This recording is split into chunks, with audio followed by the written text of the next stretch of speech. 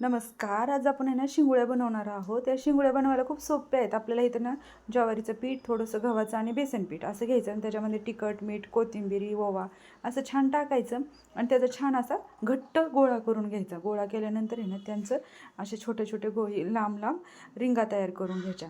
ह्या रिंगा आहेत ना अशा छान अशा करून ह्या रिंगा आहेत ना अशा सगळ्या करून घ्यायच्या. आता रिंगा करून झाल्यानंतर छान आपल्याला जिरा, मोहरी, लसूण अशी मस्त तडका द्यायचा. आता फोडणी देऊन झाली त्याच्यात थोडीशी कोथिंबीर टाकून आहे ना मस्त असं हलवून घेऊन हळद टाकून आहे ना आपल्याला त्याच्यामध्ये भरपूर असं पाणी घालायचं. पाणीच आपल्याला ज्या शिंगोळ्या करायच्या ते फक्त पाण्यात आणि मिठामध्येच उकडवायच्यात, पण ह्याची चव ना खूप सुंदर लागती, टेस्टी असतं हे.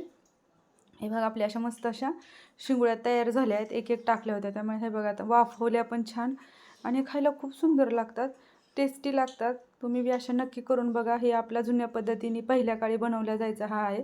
तूप टाकून मस्त असं खायचं.